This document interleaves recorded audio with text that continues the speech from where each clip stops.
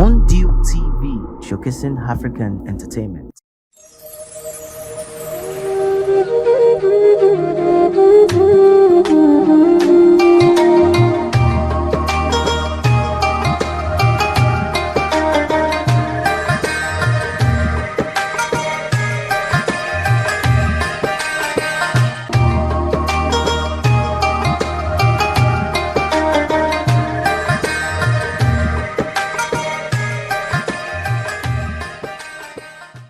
الحمد لله رب العالمين والصلاة والسلام على أشرف المرسلين سيدنا محمد وعلى آله وأصحابه وسلم.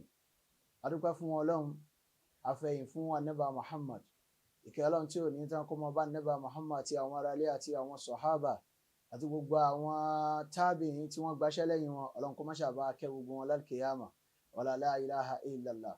حمدا وشكرا سرا وجارة، حمدا وشكرا سرا وجارة لله رب العالمين. حمدا وشكرا adúpẹ́ fọba Olúwa ọba wa ẹ̀dá, adúpẹ́ fọba Olúwa ọba wa ẹ̀dá tó ní kí Ramadana ṣojú ẹ̀mí wa. Adúpẹ́ fọba Olúwa. Adúpẹ́ fún Ọlọ́run ọba tó ní kí Ramadana tọdún ní kó bá wa láyé. Ọlọ́run má ṣe ní àgbàmọ́ fẹ́ni kọ̀ọ̀kan wa wala la ilaha illallah. Mondew ilé-iṣẹ́ wa òun náà ni ó ń dé tí èsì ìgbóyin Mondew production. Gbogbo ibi tí ẹ bá ti ń gbọ́ wa, tí ẹ bá ti ń wò wá, Ọlọ́run wọlé orúkọ wa yìí tí à ń jẹ́ nílé iṣẹ́ wa Mondew production, Ọlọ́run lò fẹ́ni kọ̀ọ̀kan yín náà. Bẹ̀rẹ̀ látòrí àwọn ọ̀gá wa nílé iṣẹ́ wa Mondew àti gbogbo àwọn tá a jọ ń ṣiṣẹ́ nílé iṣẹ́ náà. Ọlọ́run kó má ṣáà gbé ẹnì kọ̀ọ̀kan wa ga. Ọlọ́run kó wọlé orúkọ wa tí à ń jẹ́ tí í ṣe Mondew. Òṣùpá bá tàn báyìí hàn kárí ayé ni. Ọlọ́run kó gbé ẹnì kọ̀ọ̀kan wa náà ga, àti gbogbo ẹ̀yin olólùfẹ́ wa ní gbogbo agbègbè tí ẹ ti ń gbọ́ wa, tí ẹ ti ń wò wá lórígun mẹ́rẹ̀ẹ̀rin ayé. Ọlọ́run kó má ṣáà bá gbẹ̀yìn náà ga. Wọlá àlùbáríkà tí ń bẹ nínú Ramadana, wọlá àánú tí ń bẹ nínú Ramadana. Ọlọ́run kó má ṣáà ṣe àánú àti ìkẹ́ náà. Ọlọ́run kó ṣe fẹ́ni kọ̀ọ̀kan wa. Ilé-iṣẹ́ wa Mondew production, Ọlọ́run jẹ́ ó máa ga sí wala la ilaha illallah.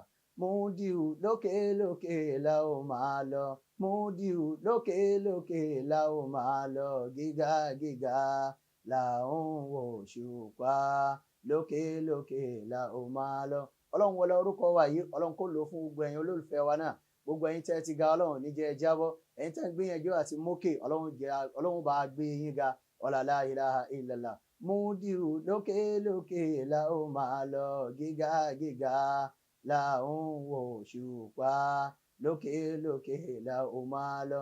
Gbogbo ẹ̀yin olólùfẹ́ wa náà, lókè lókè la ó máa lọ, àmín. Lókè lókè la ó máa lọ, gíga gíga la ó ń wò òṣùpá, lókè lókè la ó máa lọ. Ọlọ́run wọlá Ramadana, yóò wọlá Al-Qur'ani tọ́lọ́run sọ̀kalẹ̀ síbẹ̀, àtẹ̀yìn àti àwa. Ọlọ́run kó má ṣáà wọlá Nábì, Ọlọ́run gbẹ́ni kọ̀ọ̀kan wa ga. Òkè tá a ti gan, Ọlọ́run ní jẹ́ ajábọ́. Ilé-iṣẹ́ wa Mondew production, àlùbáríkà tó pọ̀ Ọlọ́run tó ṣe fẹ́ni kọ̀ọ̀kan wa àti gbogbo ẹ̀yin olólùfẹ́ wa lápapọ̀. La hawla wala quwwata illa billahi al-aliyyil azim. Alhamdulillahi al-qahil fi kitabihi al-aziz. شهر رمضان الذي أنزل فيه القرآن هدى للناس وبينات من الهدى والفرقان، والصلاة والسلام على النبي القاهل من صام رمضان إيمانا واحتسابا غفر له ما تقدم من ذنبه، وعلى آله وأصحابه أجمعين. حمدا وشكرا سرا وجارة، حمدا وشكرا سرا وجارة لله رب العالمين. حمدا وشكرا adúpẹ́ fọba Olúwa ọba wa ẹ̀dá, adúpẹ́ fọba Olúwa ọba wa ẹ̀dá tó ní kí Ramadan ṣojú ẹ̀mí wa a dúpẹ́ fọ́ba Olúwa. Alhamdulillahi rabbil alamin. A dúpẹ́ fún Ọlọ́run. Ìkẹ́ ìgẹ̀ tí ò ní tán kó máa bá aláyé lọ́run wa Nábì Muhammad sallallahu alayhi wa sallam, kó máa bá àwọn sọ̀hábà rẹ̀ àti àwọn tábìín tí wọ́n gbaṣẹ́ lẹ́yìn wọn. Ọlọ́run kó máa ṣàbá wa ṣe àlékún ìkẹ́ fún wọn. Wala la ilaha illallah. Ìkẹ́ náà kó máa lórí àwọn nìkan, kó máa bá bàbá Maulana Sheikh Adam, bàbá Kamaluddin Al-Adabi, bàbá wa Yusuf Al-Argbaji àti gbogbo àwọn ẹni Ọlọ́run tá a lè dárúkọ tán. Àláfíà Ọlọ́run, ìbùkún Ọlọ́run kó máa bá gbogbo wọn. Wala la ilaha illallah. Bákan náà àwọn àlùfáà wa tí wọ́n ṣẹ́kù lórílẹ̀ bẹ̀rẹ̀ látòrí bàbá wa Maulana Sheikh Habib Al-Malayin. Ọlọ́run má ṣáà jẹ́ kí á rí bàbá wa pẹ́, ẹ̀mí gígùn àláfíà ara Ọlọ́run kó bá a ṣe fún àwọn bàbá wa. Tó fi dọ́dọ̀ àwọn bàbá wa Maulana Sheikh Mashood Ramadan Jibril Al-Amir Al-Ketui, bàbá wa Sheikh Zubair Abdul Wahab Zubair Al-Gamawi.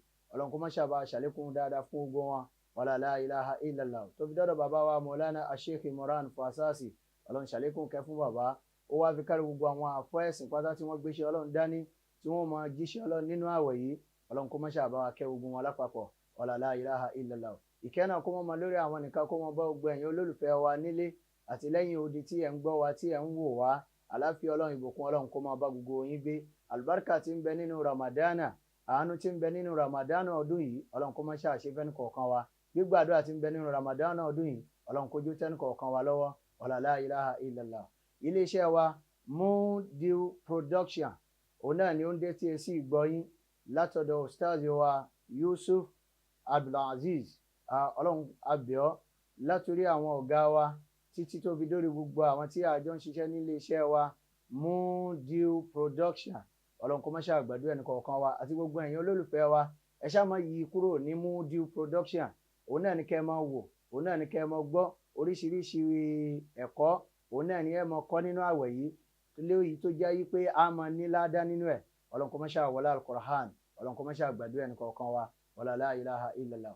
Ẹ lè pè wá tí a bá fẹ́ ṣe agbátẹrù ètò tí a máa ṣe nílé iṣẹ́ wa Mudiu Production. Ẹ pè wá sórí nọ́mbà wa. Àbẹ́yẹn fẹ́ ṣe agbátẹrù ẹ̀ lórúkọ bàbá àyàn tó ti kú, àǹfààní wà. Àbí lórúkọ ìyá àyàn tó ti kú, àǹfààní wà. Àbí lórúkọ èèyàn náà kó máa jẹ́ ládàá láíláí tí ó máa wà fún yẹn. Èèyàn ń bẹ láyé, èèyàn ò sí láyé mọ́.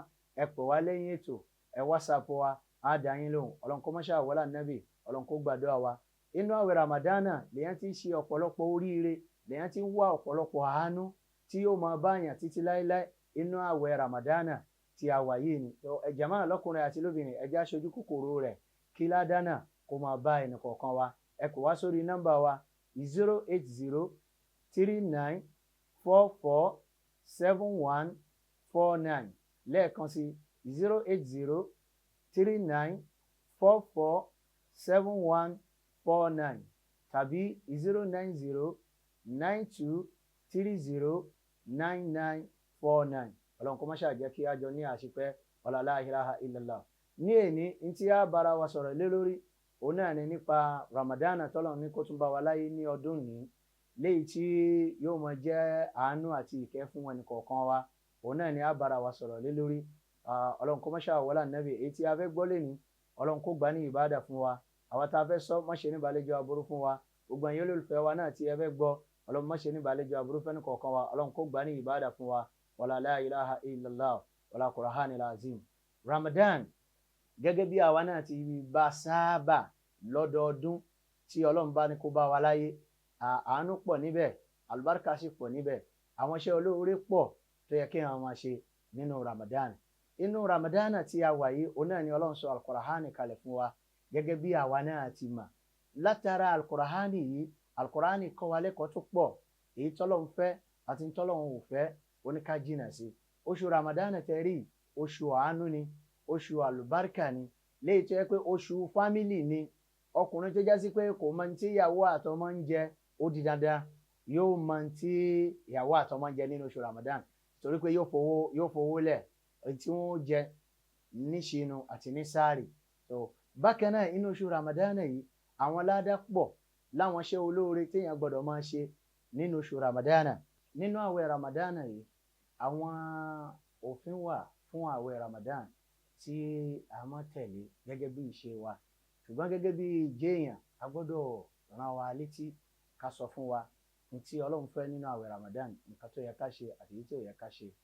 Kí ni àwọn ládàá àti oore tó wà fẹ́ni tó bá lè gbìyànjú tó gbààwẹ̀ tí ò ṣagídí nínú àwẹ̀ Ramadan pé kò sẹ́yìn tó kàn mí jàre ẹ ṣe bẹ́ẹ̀ Ọlọ́run kàn ju òun sí náà ni. Ọlọ́run fẹ́ gbogbo wa kájọ ní ládàá ká sì jọ ṣoríire. Ọlọ́run fẹ́ kéèyàn kankan wọná, ó fẹ́ kájọ ní àlùbáríkà ká sì jọ ṣoríire láyé àti lálùkìyámà kájọ wọ àlùjánnà òní.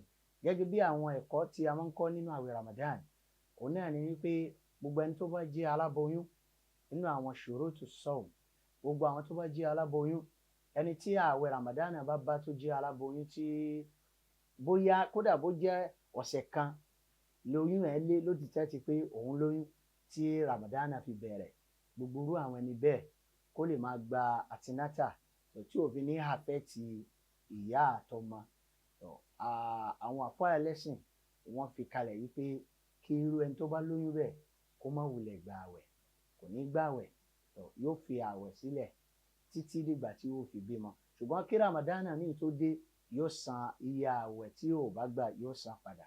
Tó bá jẹ́ pé yóò ró lójú kò ní lè dá a padà, irú ẹni bẹ́ẹ̀ yóò wá aláwẹ̀ tó ń gba àwẹ̀, òun ni yóò máa gbé oúnjẹ fún lójoojúmọ́. Oúnjẹ tóun náà mọ̀ pé òun lè fi ṣe ni tóun ṣe oúnjẹ ìranù, òun náà ni yóò máa gbé fún irú ẹni bẹ́ẹ̀. Ẹlẹ́ẹ̀kejì, gbogbo àwọn tí wọ́n bá ń tọ́mọ lọ́wọ́, òfin tó di aláboyún náà lẹni tó ń tọ́mọ lọ́wọ́, ẹni tó ń tọ́mọ lọ́wọ́ gbogbo ìgbà yóò máa jẹun, ọmọ máa mú yàn. Gbogbo irú àwọn ẹni bẹ́ẹ̀ náà òfin kan náà ló dè wọ́n. Irú ẹni bẹ́ẹ̀ yóò fi àwẹ̀ sílẹ̀, yóò ka iye àwẹ̀ tó bá já tí àwẹ̀ Ramadan bá lọ kó tó di pé ní ó dé yóò san àwẹ̀ rẹ̀ padà. Tó bá rí pé yóò máa di gbèsè sóhun lọ́rùn, wọn là fẹ́ kóhun náà máa bọ́ aláwẹ̀. Bákan náà, àwa tí a ní arúgbó tẹ́ pé àwọn òbí wa ti dàgbà, yálà bàbá àbí ìyá, tá bá rí pé wọn lè gba àwẹ̀ mọ́, Ọlọ́run ò bùn èèyàn kankan ní àwẹ̀, ọ̀ranyàn ni a gbọ́dọ̀ gba àwẹ̀ ni. Irú àwọn arúgbó bẹ́ẹ̀ á máa gbóúnjẹ fún àwọn tí wọ́n bá gba àwẹ̀, wọn lá máa gbóúnjẹ fún lójoojúmọ́. Oúnjẹ táwa náà bá mọ̀ yìí pé àwa náà lè fi ṣe inú tó dáa, kò ó ṣe oúnjẹ gbàjẹ́ ń sinmi mọ wàhálà ẹ̀ pọ̀, irú oúnjẹ bẹ́ẹ̀ kọ́, oúnjẹ tó dáa táláwẹ̀ lè gbà sẹ́kí tó bá jẹ́ ọkàn rẹ̀ ó balẹ̀. Irú àwọn tá a ní lárúgbó bẹ́ẹ̀ á máa gbóúnjẹ fún àwọn aláwẹ̀ kó má bàa di gbèsè, torí pé kódà béèyàn bá kú nínú Ramadan, irú ẹni bẹ́ẹ̀ táwẹ̀ ò bá tí ì tán, á ń rí nínú àwọn tí ó bá bàbá náà àbí ìyá náà tí wọ́n bá san Ramadan rẹ̀ parí, torí pé Ọlọ́run ò bùnyàn ní Ramadan. Bí àwọn òfin tó wà nínú Ramadan bó ṣe lọ ní, Ọlọ́run kó má ṣe àṣẹ rọrùn fún ẹnì kọ̀ọ̀kan wa. Wala la ilaha illallah wala Qur'anil azim wala àwọn ènìyàn Ọlọ́run. Bákan náà, al-musafir, arìnrìn àjò, àwọn tó bá travel, tá a bá rí pé travel yẹn ẹ rí pé láyé ìsìn gbogbo nǹkan ti rọrùn púpọ̀. Béèyàn bá travel, inú train AC ni, inú plane AC ni, inú mọ́tò luxurious bus AC ni. Ṣùgbọ́n tá a bá wá rí pé ìnira bá wà fún wa ní travel, tá a bá travel, Ọlọ́run ti sọ ní al-Qur'an, Ọlọ́run ní pé káka iye ìwọ̀nba tá a bá dín nínú àwẹ̀ yẹn, táwẹ̀ Ramadan bá wá lọ tán á wà á dá a padà. Bẹ́ẹ̀ náà ni àwọn tára wọn ò yá, ẹni tára ò yá tó já sí pé dókítà wá prescribe oògùn fún pé ẹ máa lò eléyìí láàárọ̀, ẹ máa lò eléyìí lọ́sàn-án, ẹ máa lò eléyìí lálẹ́. Irú ẹni bẹ́ẹ̀ náà yóò ka ìwọ̀nba àwẹ̀ tó bá já nínú àwẹ̀ Ramadan. Bóyá mẹ́wàá ló ti gbà sẹ́yìn kó tó di kó sick nínú àwẹ̀ Ramadan, àbí ó ti gba 20, iye téèyàn bá tó bá kù téèyàn bá dín tí èèyàn fi ṣe àìlera tára èèyàn fi yá téèyàn fi sick, òun náà lèèyàn ó kà, èèyàn wá dá padà tí àwẹ̀ Ramadan bá lọ kó tó di pé Ramadan ọdún mi ó dé bá wa. Àwọn òfin tí ó rọ̀ mọ́ ni nínú Ramadan. A fẹ́ ká kún fún ká máa ka al-Qur'an nínú àwẹ̀ Ramadan. Kódà béèyàn ò bá máa lárúbáwá kó ra English Quran kó máa kà á, àbí kó ra Yorùbá kó máa kà á, àbí èdè téèyàn bá ń sọ, kódà kó jẹ́ French, Quran ti wà nínú èdè French náà tí wọ́n ti translate ẹ̀. A fẹ́ ká dún nímọ̀ al-Qur'an ní kíkà. Bákan náà, a fẹ́ ká máa yan náfìlà nínú àwẹ̀ Ramadan. Ní sáàrì ká dìde lóru ká yan náfìlà, ká bẹ Ọlọ́run, ká béèrè tá à ń fẹ́, ká fi òru ká fi yan náfìlà, ká fi ọ̀sán ká fi tìláwà al-Qur'an. Òun náà ló dáa jù nínú àwọn iṣẹ́ tó yẹ ká máa ṣe nínú àwẹ̀ Ramadan. Ọlọ́run kó má ṣe àwọlá Ànábì Muhammad, Ọlọ́run kó má ṣe àṣẹ rọrùn fún ẹnì kọ̀ọ̀kan wa. Oṣù tí a wà ń bẹ̀ yìí, wa fattaha lit-ta'ibina fi abwaba. Oṣù Ramadan tàwí oṣù tó jẹ́ sí pé Ọlọ́run ṣílẹ̀kùn àforíjì ilẹ̀ fún gbogbo ẹni tó bá ṣẹ̀ tó fẹ́ wá tútú bá, kò sẹ́ni tí èyí ṣe lẹ́ṣẹ̀ àtà àwa tá à ń sọ̀rọ̀ yìí Ọlọ́run nìkan ló mọ̀. Gbogbo àwa tá a bá ṣẹ̀ inú àwẹ̀ Ramadan Ọlọ́run fẹ́ gba tútú bá wa, ó fẹ́ dáríjìn wa ẹ̀ṣẹ̀ tá a ṣẹ̀ tó kéré àti èyí tó tóbi Ọlọ́run kó má ṣàforíjì ẹnì kọ̀ọ̀kan wa, èyí tá a mọ̀ àti èyí tá a mọ̀ Ọlọ́run kó ṣàforíjì ẹnì kọ̀ọ̀kan wa. Ká gbìyànjú ká ṣe istighfar, ká máa ṣe astaghfirullah léyìí tó pọ̀, ká máa ṣe àwọn adhikar léyìí tó pọ̀ nínú àwẹ̀ Ramadan. Nínú àwọn iṣẹ́ tá a fẹ́ ká máa ṣe nìyẹn nínú àwẹ̀ Ramadan. Ẹni tó ń gbààwẹ̀ kì í wo fíìmù nìkan lèèyàn ń wò tí àwẹ̀ òfin ní gbóyàn nínú àwẹ̀ Ramadan.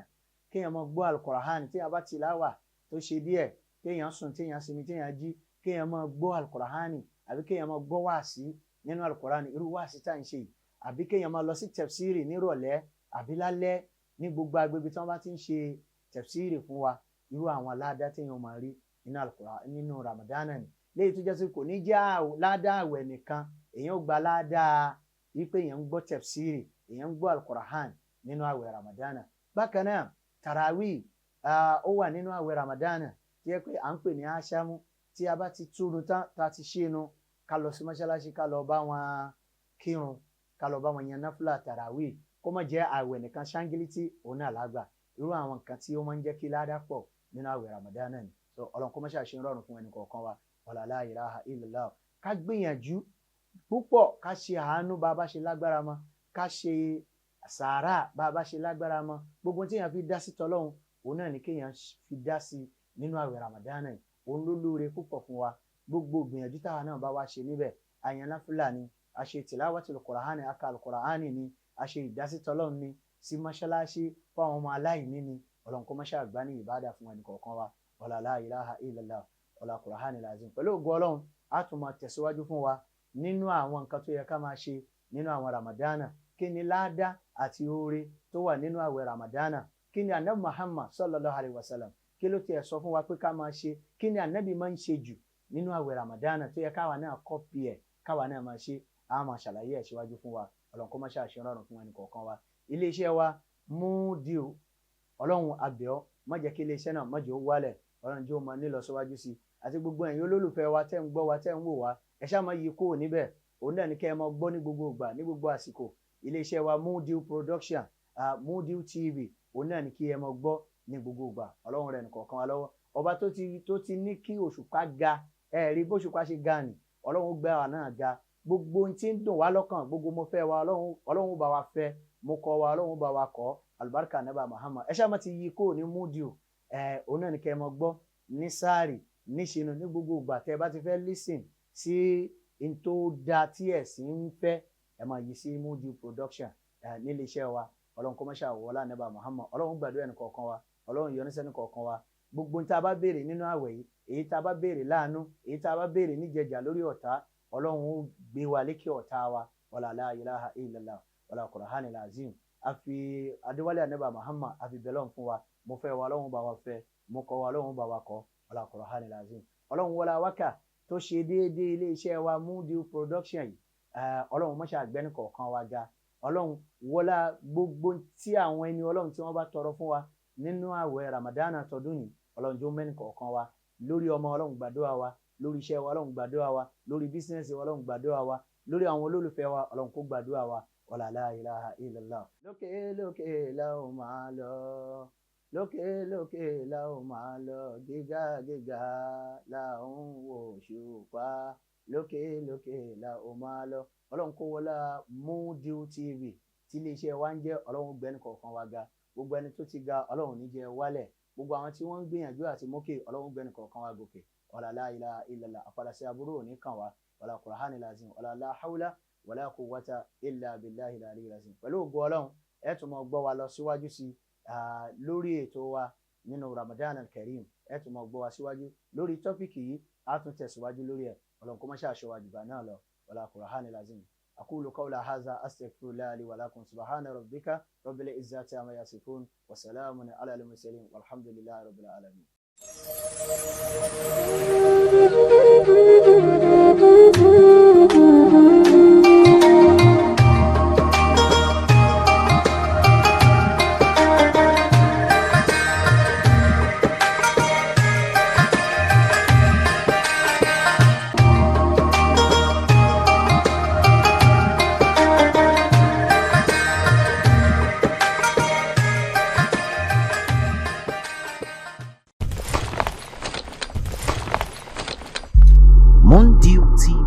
showcasing African entertainment.